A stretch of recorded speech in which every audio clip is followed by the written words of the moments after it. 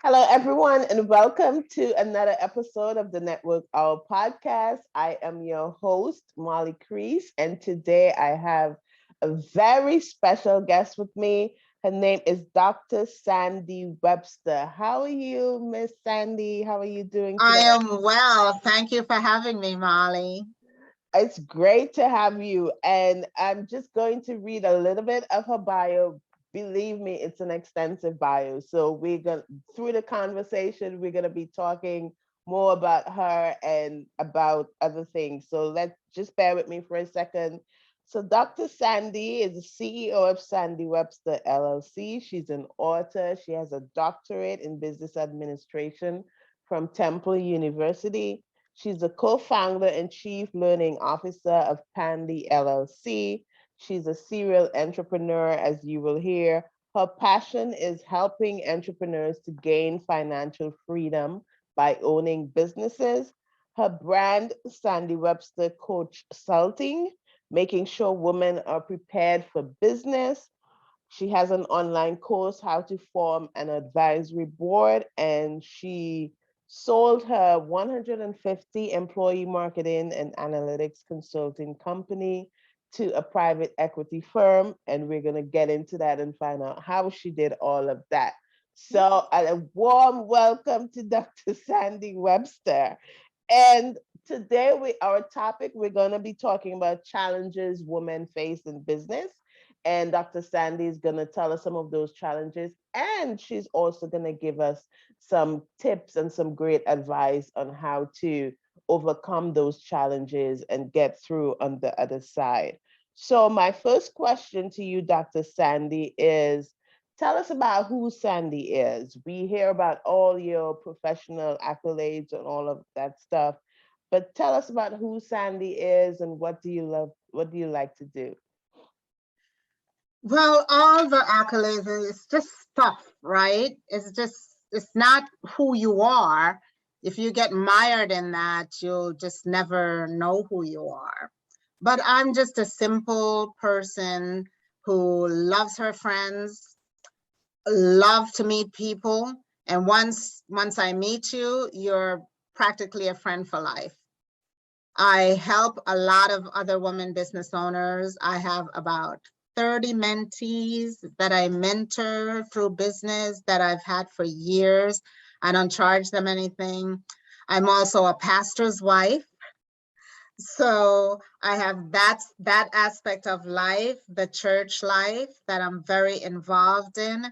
And I would say most of anything that I do, Molly, is around helping.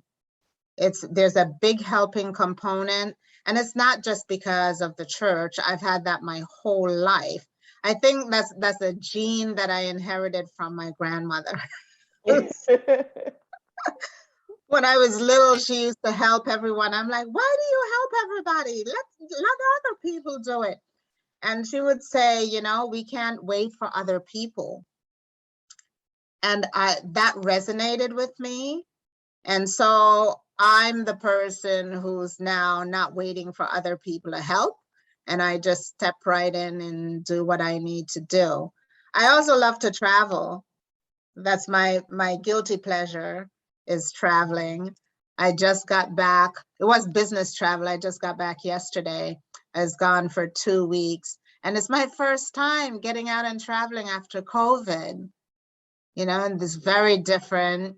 But seeing people and being in an audience with people and speaking to people again has been amazing. So that's kind of who I am right now.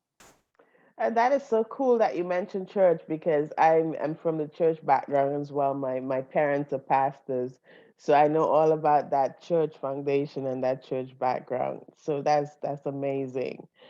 Um, so we want to dive right into it. So I want you to tell us a bit more about your journey and specifically talk about that company that you developed, that you sold, and how has your journey been for you? Well, I guess I'll go even a little bit before that because that's how I got to the company, right? Mm-hmm. Mm-hmm. I've been working since I was about 10 years old, and I joke about that, but it's really not a joke. I've been babysitting like actively since I was about 10 years old. I grew up in Brooklyn and I grew up in East Flatbush. At the time, East Flatbush was mostly Jewish. I was the only Black kid on my block, and there were about 5 Black kids in the whole neighborhood at the time. And because I was not Jewish, on Fridays and Saturdays, I would go around and turn the lights on, because on Friday nights and Saturdays, Jewish people couldn't turn the lights on themselves. And I would charge $1 to turn each light switch on, right? So that's my entrepreneurial background coming out. Even then, I knew I like to make my own money. And my mom has not had to give me an allowance since forever. So I've been working on this since childhood. I also had a daycare. I turned my babysitting into a daycare. And then that's before I went to college. You know, I stopped when I went to college, but always, I was doing something.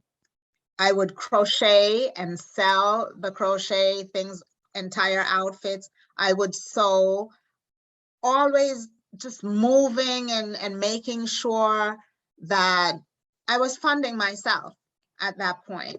So later, when I went into corporate, I went in with the purpose of just learning as much as I can. I always knew if it might take me 10 years, 20 years, but I always knew I wanted to have my own business, and working in corporate at different levels and in different departments would prepare me for that.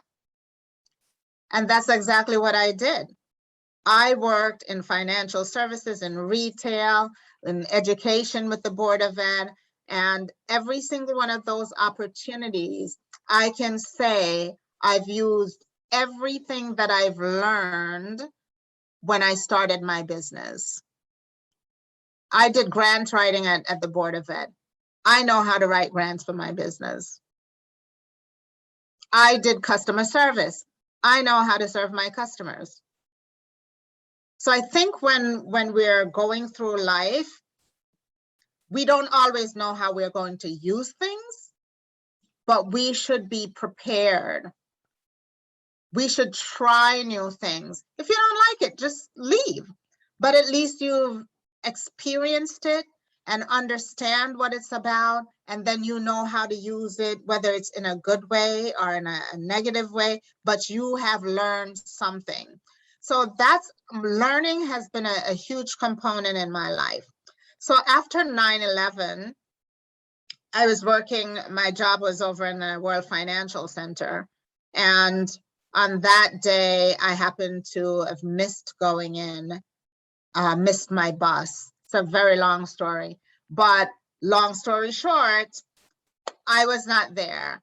And I felt that God made it so that I missed my bus. Numerous people who were on my regular bus passed away in 9/11, right?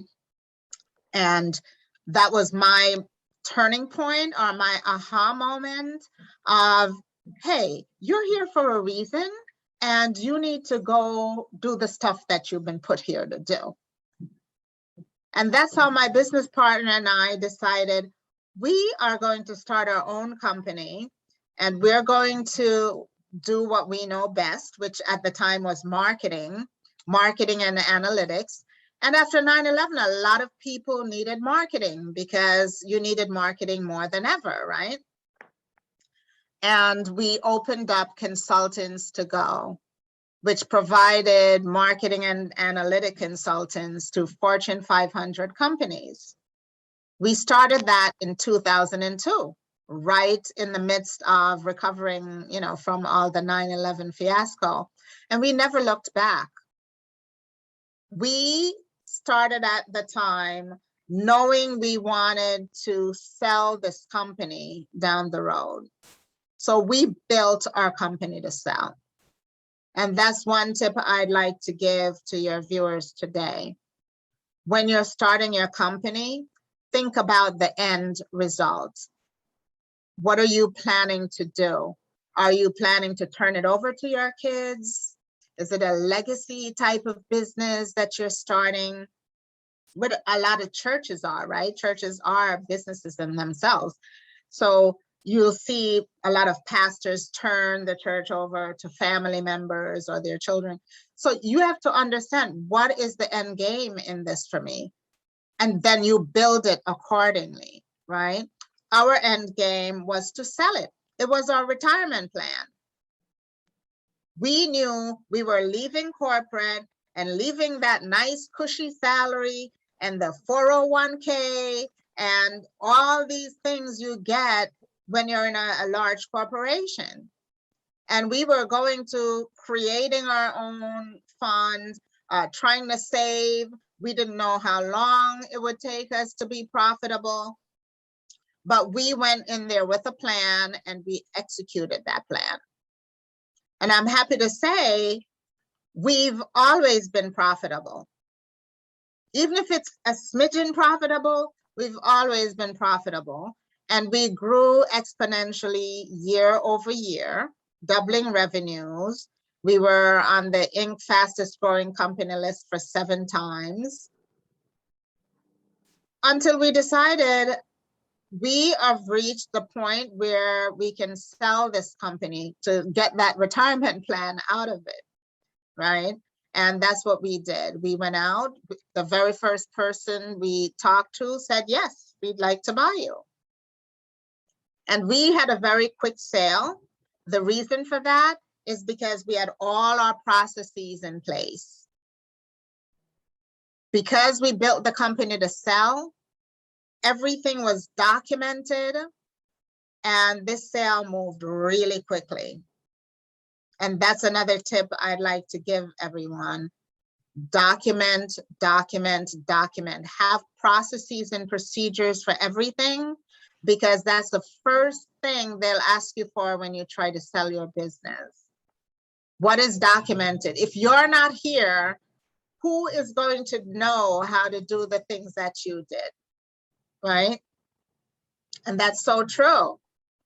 And the third part of that is to move yourself out of the business, out of the day-to-day.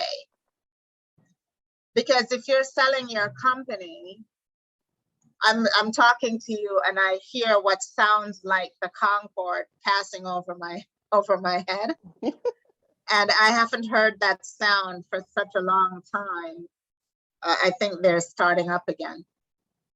But yeah, back to my tips. You know, if you're the one that's in the company day to day, how can you ever sell it? You have to staff up. You have to replace yourself in the company, have other people doing all the things that you used to do. Your job should just be strategic planning. If you're a CEO, you should just be the conductor that's sending people here. Have you ever seen a conductor in an orchestra? They just wave their hands and the wind instruments play and the drums play because they're waving their hands. That's what you should be doing if you're the CEO. Because once you sell the company, you're not there. What is the other person buying? They're buying your processes and procedures and the people you have and the contracts you have. Yeah. So those are my 3 immediate tips. Yeah. You talked about something very important. You talked about learning on the way of your journey in the different positions you had and stuff like that. Yes.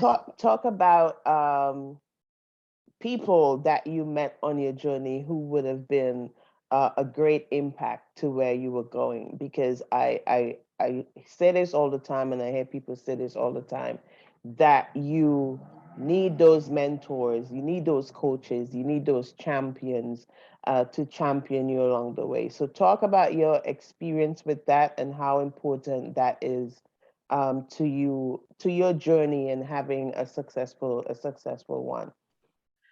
You know, as a young Black woman in the 80s and 90s in the corporate world, I most honestly did not have a lot of mentors, or Wow. in the beginning, not many. That was standard for Black people. And I'm saying Black people because it's still today, we as African Americans don't understand that whole dynamic still of making sure you have a mentor or someone, a coach, or someone who can guide you through the processes of whether it's a corporation or not. I've become that coach and that mentor to a lot of people because I know I didn't have it. And this whole diversity and inclusion thing is so important today. It was important then, and we didn't call it that because we didn't have a name for it. We just knew that we were treated differently in the corporate world. More was expected of us just to reach the next level. I remember in corporate when if you were Black, you were either a security guard, you were the cleaning lady, the cafeteria worker, or you were a secretary. That's it. There were not a lot of management. To get to management was almost unheard of. And I'm talking about big corporations that exist today. I started out in the corporate world as a secretary, or even lower than a secretary, an administrative assistant, right? Those are the titles you were given regardless of the type of work you were doing. I was doing my manager's job, but I was an administrative assistant, which is much lower paid than what a manager title gives you, right? And I was happy with it. I was happy with it because I knew, again, I was learning. So yeah, I'm doing the manager's job. Bring it on, bring it on. Because that knowledge is going to serve me someplace else. And I never complained. I worked in collections. I worked in customer service. I worked in information management, in marketing, and I rotated in my head. I knew this will serve me well one day. And not everyone have that mindset. How do you develop that mindset? I don't know. I just like to prepare myself for things. And every time I have an experience, I assess. I'm very analytical. I assess, how can this experience help me, good or bad? It doesn't have to be a great experience. Bad experiences you learn from even more than the good ones, because you never forget that bad experience, right? And so that's what I do. I learn, I soak it up. And when I finally had my company, I just recalled all those experiences. I knew how to collect a bill because I worked in collections. Yeah. I know how to, if people call me with a problem, I understand customer service and the importance of that, you know, of keeping your clients happy. I understand that. I understand the other parts of it too, the billing side and the procurement side, because I've worked in all those different areas that just kind of added to my repertoire. And that's how I went about it. Talk about how to maintain those good relationships in business. Pick up the phone. That's one of the biggest things. Or now you have all the social media that you can connect to someone, that you can, you know, link in to somebody, or you can follow people's lives a lot better with social media. I have to say that. You can see what's going on in their daily activities and comment on it. It's still participating in someone's life. And I'm not saying that just because I'm a marketer, but take a look at your grandparents or your family. Sometimes they know what you're doing through social media, right? It's the same connection. Just move that to the business. So you should always have a business, social media, and your personal one. For me, I intertwine them. So I have a lot of clients on my personal page, and I have a lot of family on my business page, because you never know who's going to be a client. Mm-hmm. I've gotten more business, I honestly have to say, Molly, because clients were on my personal page. And something not business that I did resonated with them. It could have been travel. Sandy, I saw you went to Alaska. I want to do that. It starts a dialogue with them, right? I can't call up their office and get in to see them, but I could talk to them on social media about Alaska. Yeah. And so when it's time for me to make that call about business, it's a lot easier to digest from them, right? Mm-hmm. Because you've built that relationship. Relationship. It's all relationship building. Yeah. I think there's a lot of struggles, so much, especially with women in business. And I was looking at it even from experience and from other colleagues that I've seen. And a few that I wrote down here is confidence, knowing your worth, how to sell yourself. That's a big one. That's something that I struggled with. And then you have the imposter syndrome and doing it, then you might be doing that business all alone by yourself, and limited funding. You don't have that all that funding. So you're the CEO, you're the marketing, you're the operations, and you're wearing all of these hats. And then on top of that, there's gender inequality, and you might not have that support. And you talk about not having that support, didn't have mentors, coaches, and now you are that person for others. So there are so many challenges and all these things stacked against you already. How do you even start to knock them down one by one and overcome them? I've a confidence thing, I've never lacked that. I had someone who always told me, Sandy, you can do whatever you want. Always. My mom is that person that she did a lot of sacrifices for us. But she would always say, you can do it. You can be a doctor if you want, right? For some people, they'll be a doctor in 4 years. For other people, it might take them 20 years. But you can be what you want. Don't worry about somebody else's pace. Make your own pace. Do it on your own time. And so I always took that with me and understood, hey, I'm not competing with anyone. I'm competing with myself. And so if I went to school, you know how long it took me to graduate from college, girl? I was like 32 years old before I got my undergrad. And that's because I was working. I would go at night school. I would switch because they didn't have the classes. I would start taking weekend school, but I never stopped, right? I just found a different way.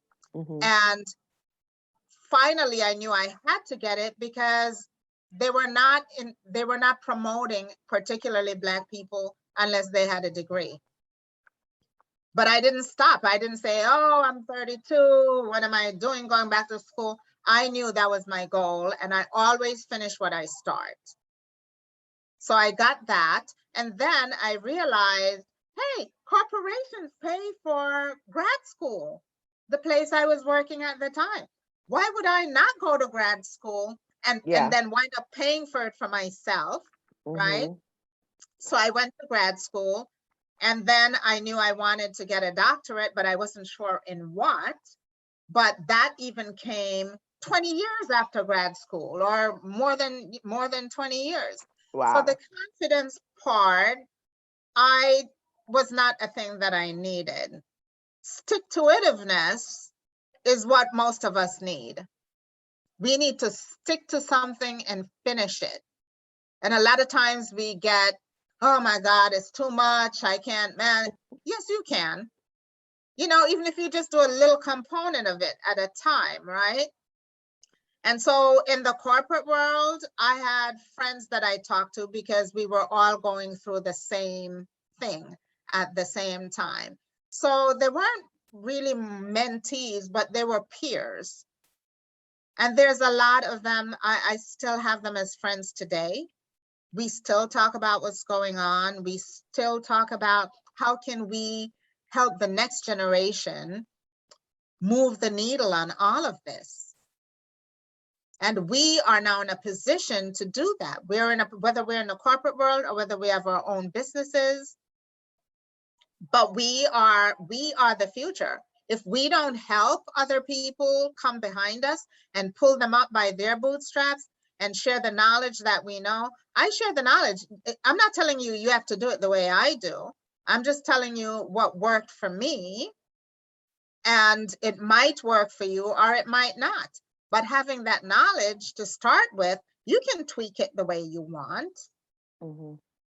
Right? So those are the kind of things for me being in business. I speak a lot. I speak for money and I speak for free. I speak to young people in college. I speak to high school. I mentor junior high, middle school, and at a charter school. And I started a business program in a charter school in New Jersey that I go in and help the kids market products, teach them marketing.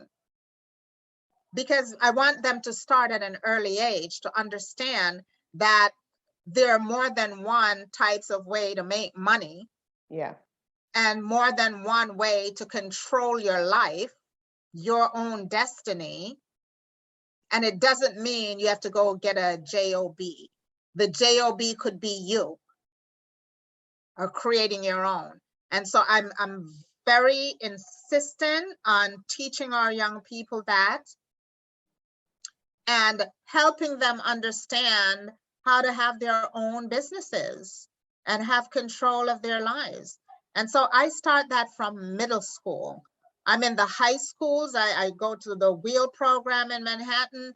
I'm in Links Charter School in Newark. I am there for the young people. And you start at that age and you move up. When a young person comes into a corporation, invite them to be under your wing. Now in my own business, I have support groups. The Women's Presidents Organization, I just came from their conference this week. They're amazing. I find the people, my own tribe, right? These are the people who can help me, and I go get the help. I'm not afraid to ask for help. Yeah. I'm getting all this background noise now. Because when you're afraid to ask for help, you're just leaving yourself out of the equation. Yeah. All you can say is no. All you can say is no. Yeah, and a lot of people, especially women, we struggle with asking for help just because we are always the ones who's helping. We are always the person that's giving of ourselves. Yes. And so asking for help becomes like a foreign language because you've already been so accustomed to giving, giving, giving. So that is definitely something. What would you say to women diving into entrepreneurship and into starting their own businesses? Because I haven't looked at the statistics, but I imagine since COVID and all that stuff, there's been a lot more people reevaluating their journeys and where they are. They're reevaluating their careers. Some people have been in jobs that they've hated, but they've just stayed in it because of circumstances and because they got to pay the bills and all of that stuff. Since COVID, I find a lot of people are going back to that and saying, I think now that I can start my own business. I think now that I can finally pursue my passion or my dream in this area or in that area. So what would you say to these women that are making these decisions and are diving headfirst into a new business, into being an entrepreneur? I say you still have to do the work. You can dive in all you want, but you need to do some analytics and some assessment as to what is the right area that you want to be in. I know during COVID, a lot of people said, I found I bake really good. I'm going to start a bakery. Well, there are so many things that goes into having a bakery. And you're not thinking about that side of it. You're just thinking about you as the doer, right? As the baker. But when you have a business, as I said before, you might be the baker for the first year, but if you don't get some other bakers in there, you'll never expand because you can only bake but so much by yourself, right? Burnout, yeah. Your capacity, just your physical capacity. What if you can bake 20 cakes a day, but your orders start coming in 40, 50, 60 cakes a day. Now it's a dissatisfier because you're going to have to tell people I can't do it, or you're going to have to hire other people to do it. So do you want a lifestyle business where it's just you doing, the minimum that you can? Or are you looking to grow this thing? I'm struggling with that right now. I'm struggling with that right now because my new business is to teach women how to form an advisory board. Women and nonprofits and, pretty much anyone who wants to understand how to get this support and advice, they can form an advisory board because I had one. And right now I said, oh, I could do 5 advisory boards per month. If I'm helping someone, my capacity is 5. It might be 5 people, 5 boards to form, but it takes about 6 months to form a board, right? So that's my capacity. And I've written it out, and that's the limitation that I have. However, I'm getting way more than 5 requests to form advisory boards. And I'm now sitting saying, how big do you want this? Do you want it bigger than a bread box? Do you want to form another large company again? Because that means I need to go out and hire some employees to get this thing going. I tried to create a course so that people can just take the online course, and they did. But guess what? They still need that help after the course. And that's my dilemma right now. How big do I want this thing to grow again? And should I? How much time do I want for myself? So these are all the things women should think about when they're getting ready to start. It's not just jumping into it. Put some thought process. This is why I like a business plan. Yeah. Most people don't like a business plan. I start my business without a business plan. I did that. And I was a business major, so I was at the fact that, okay, I did business, I did finance, I know all of this. I don't have to have a business plan. And then when I got my business coach, she was like, "Where is your business plan?" I was like, "In here." She was like, "No, no, no." Because we think we know it, and we think we know where we want to go. But a written business plan, even if it's a 1-page, they have the 1-page business plans, right? Even if it's a 1-pager, it's just a roadmap of the things that you want to do. And you can go back to it and assess, where am I? You have a basis point to say, this is where I was in 2000 and whatever, and this is where I am now. How much have I increased? Have I decreased? What am I doing wrong? But when you don't have anything to go back to, you're like, I think I was at $1,000. Was I at $1,000 last year? And a business plan is something you can get buy-in from other people to support you. Like you can't form a board and not tell them where you're going with your business. And then say, okay, what are you doing next year? What's your 5-year strategic plan? Like, what do you, I don't know is not an answer. It's an answer, but that's not an answer that's really going to get you anywhere, right? And a lot of times you're like, I don't know. I think I know. But when you sit and think it out and write it down, you pick that piece of paper here. This is my marching orders. This is where I'm going with this thing. And I can pivot. Just because you have a plan, it's not a plan forever. It changes. That's why it's called a plan. So if your plan isn't working, hey, you go in and you change it, you update it. COVID made people throw away that plan and start a new one. Yeah. Right? So just because you have it, it's not like, oh, I can't do anything. It's a flexible, living, breathing thing that every business owner should have. Yeah. Yeah.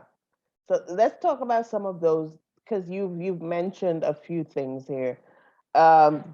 You talk about having that business plan before you start, and that was going to be my next question. What are some steps, or what are some questions that you should be asking yourself even before you start the business?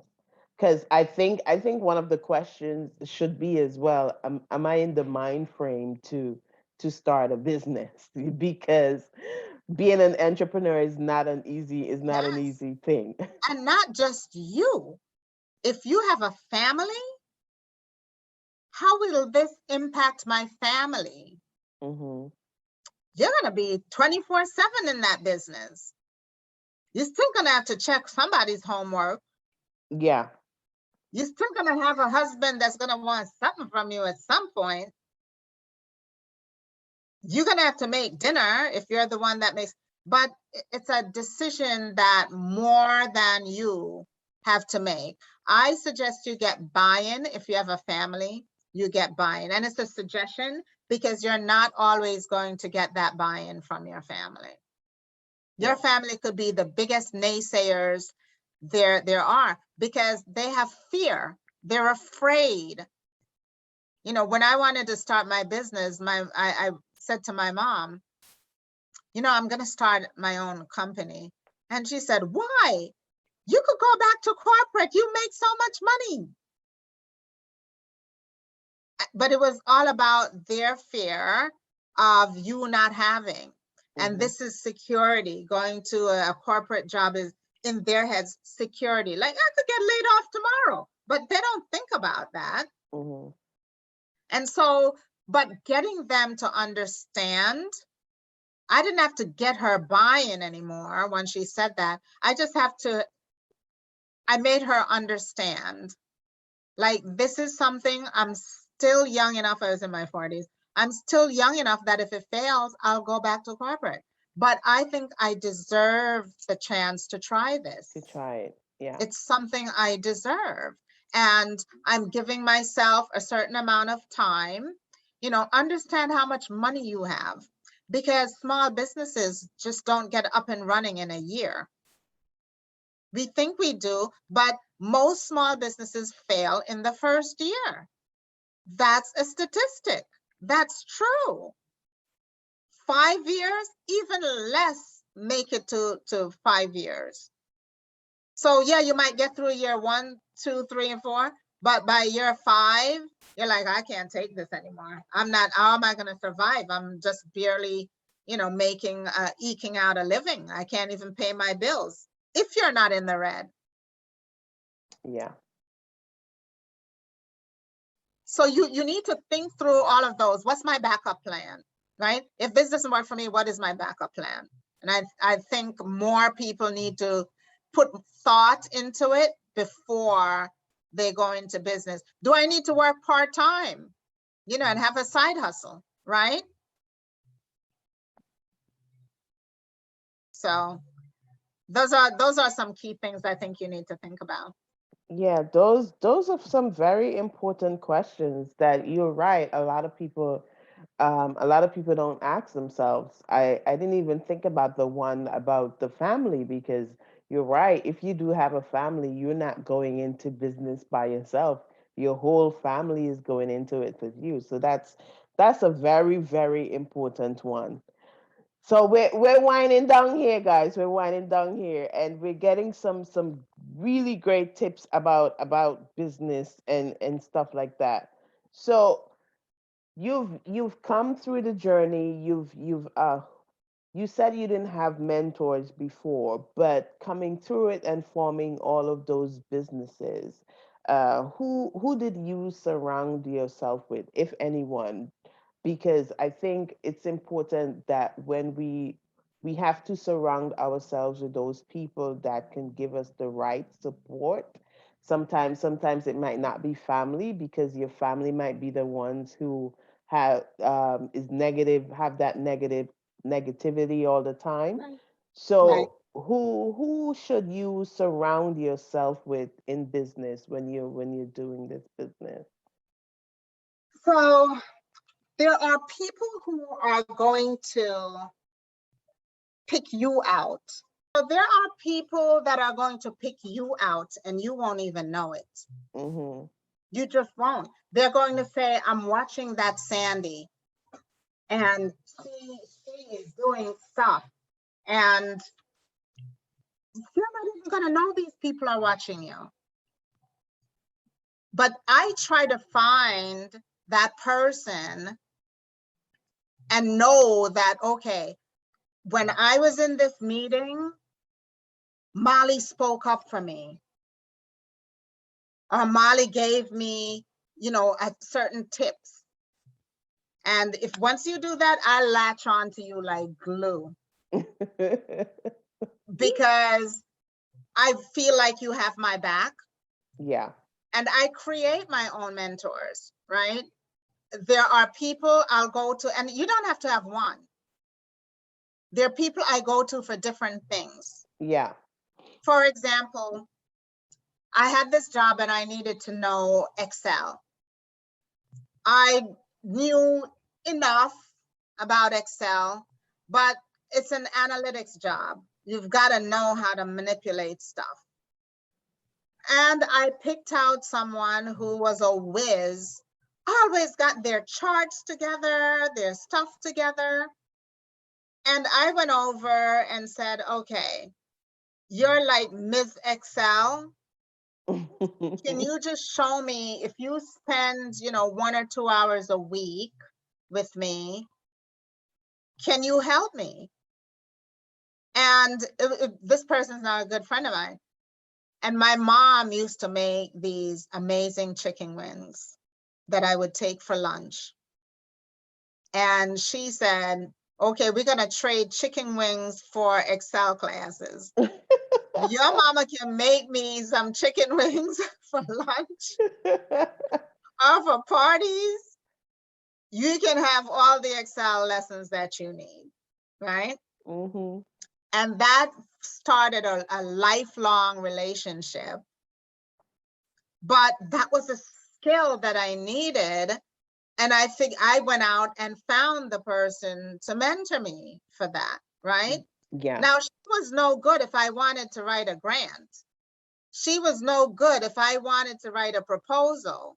Mm-hmm. So I found someone else who knew how to do that and had a stack of templates, because they wrote grants for like everything. And that became my writing mentor, because I saw they were successful at getting what they wanted. Their proposals went through, and that's what I wanted. So I found that mentor. I found a mentor who taught me leadership, how to manage people. I sucked at managing people. I had a nasty attitude. I, I sucked. I was impatient.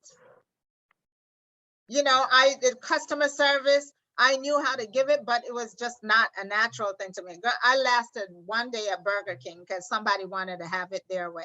It's just that kind of thing. But I knew what I needed, and I identified people who can help me with that component. So I can't say I have one mentor. For example, when I was working at Saks Fifth Avenue, and there was this white guy that everybody hated. Like they said, he's prejudiced, he's this, he's that. And he had a skill I needed to know. He was heading up the marketing department, and he was managing all the catalogs that you got. Catalogs used to be big at that time. And I wanted to learn how to manage the catalog. I'm like, oh man, I'm going to go ask him if he could help me. And I did. I went up, I said, I'll do anything, you know, it's really not my department. I work over there, but I really want to understand this. And he said, you really want to know? I said, yes. He said, okay, I'll throw you a couple of things when I need help with stuff. And that's how I started. This guy that everybody hated, they're like, you purposely want to work over there? Became one of my biggest supporters. Mm-hmm. And it turned out that this guy was not prejudiced. This guy was shy. Oh, wow. He was an introvert. He didn't talk to people because he was afraid of talking to people. He didn't know what to say to them. He was so shy. But we took it as, oh, he don't want to talk to us. You know, we tell ourselves a story, right? Yeah. We have all these stories in our heads about other people without even talking to them. And it turned out, I would say to him, do you know this is what they think about you? And he's like, really? He wasn't even aware. He wasn't even aware of that. So sometimes we don't even know what we don't know. And we have to make an effort to go out and understand people. Because not only did he become my mentor in that company, he brought me to another company when he moved. And that became like how my career started in financial services. That's amazing. That's right? amazing. So let's talk, because we're winding down here. Let's talk about your goals going forward. What are your goals going forward?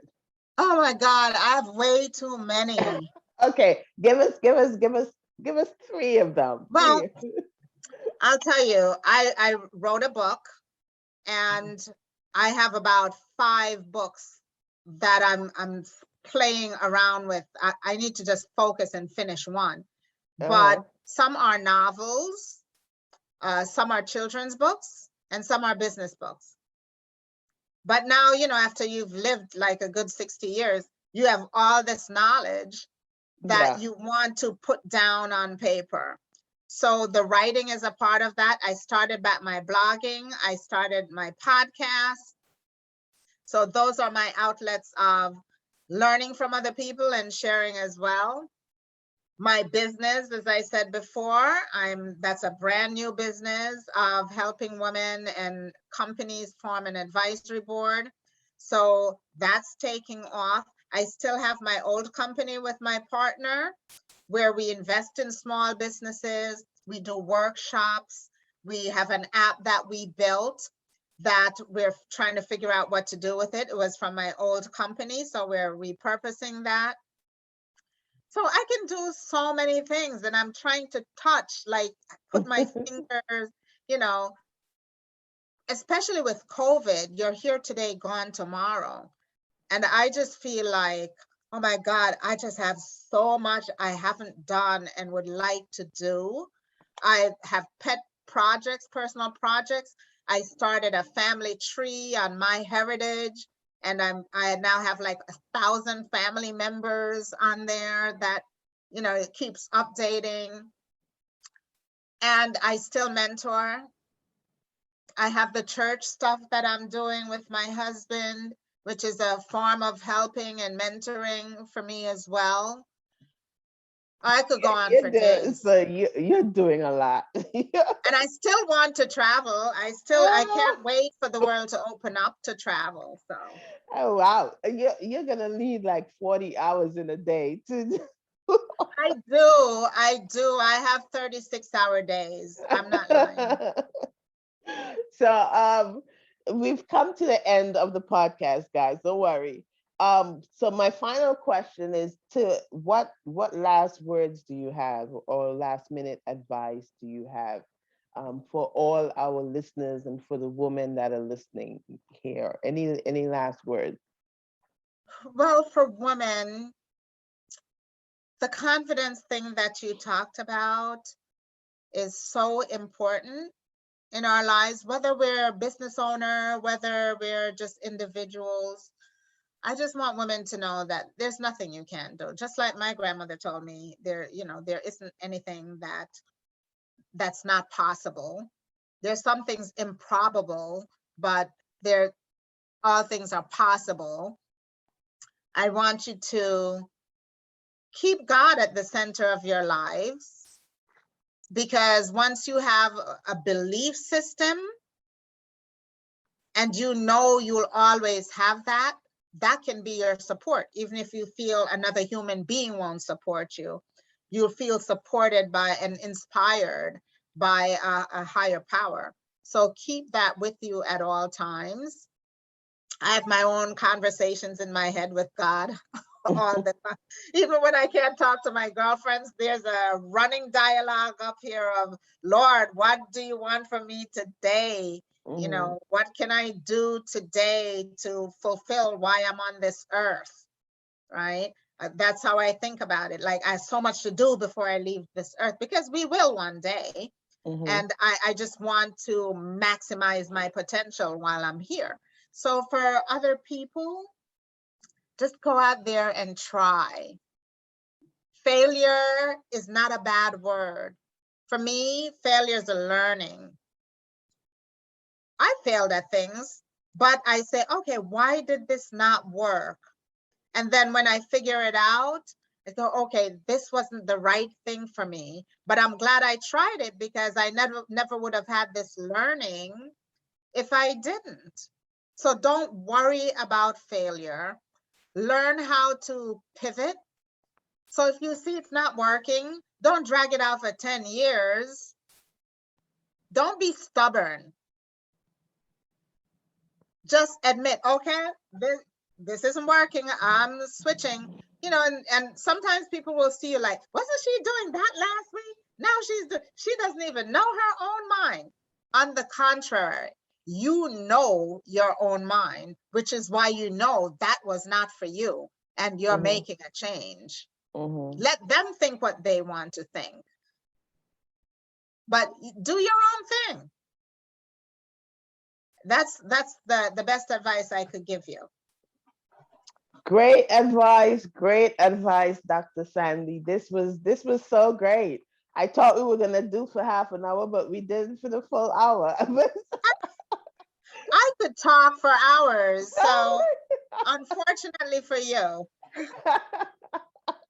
This was great. Especially like, go out and try, and failure is not a bad word, guys. So that's the word we're going to leave you with today. Go out and try whatever is in your heart, whatever you want to do. If you go out and try and you put your mind to it, chances are you're going to get it done. So go out and try, and if you fail, just get up and try Brush again. yourself off. Dust yourself off and try again. So that's the word we are going to leave you with today. Thank you so much, Dr. Sandi, for stopping by to the Network Hour podcast. It was great. And thank you everyone for listening. This has been another episode of the Network Hour podcast. Until we meet and see you again, I want you to live, laugh, and love, and enjoy the rest of your day. Thank you. Amen. And bye-bye. Amen.